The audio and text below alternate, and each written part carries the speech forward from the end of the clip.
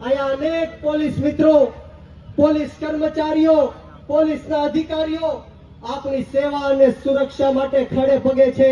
એમની માટે જોરદાર તાળીઓ થઈ જાય.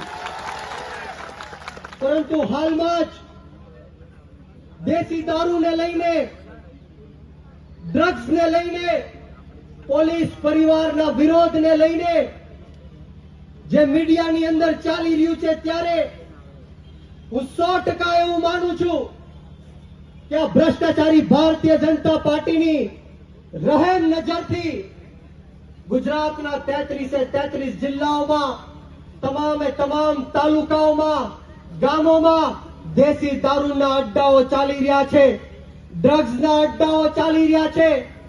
અને આના કારણે આ ગુજરાતના હજારો કરોડો યુવાનો દિવસે ને દિવસે બરબાદ થઈ રહ્યા છે. નાની નાની બહેનો વિધવાઓ બની રહી છે, નાના નાના બાળકો અનાર્થ બની રહ્યા છે, માતાઓ પોતાના બાળકો ગુમાવી દે છે. ત્યારે આ હર્ષ સંઘવી એવું કહે છે કે કાયદામાં રહેશો તો ફાયદામાં રહેશો. પરંતુ હર્ષ સંઘવી, તમે આ પોલીસને જ કાયદો તોડવા માટે મજબૂર કરો છો. આ ગુજરાતની જનતા જડબા તોડ જવાબ તમને દેવાની છે.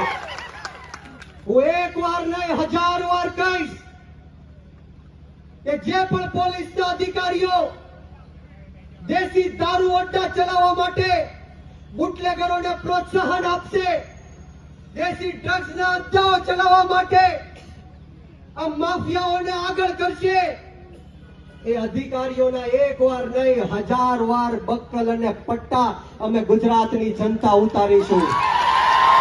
અને આ ભ્રષ્ટ અધિકારીઓ નહીં, પરંતુ હર્ષ સંઘવી, જો આ અધિકારીઓને તમે છાવરવાનું કામ કરશો, તમે આ બુટલેગરોને છાવરવાનું કામ કરશો, તો આ ગુજરાતની જનતા અધિકારીઓની સાથે સાથે હર્ષ સંઘવીના પણ બક્કલ અને પટ્ટા ઉતરાવી દેવાનું કામ કરશે. યાદ રાખજો, આપણો ભારત દેશ સંવિધાનથી ચાલવા વાળો દેશ છે.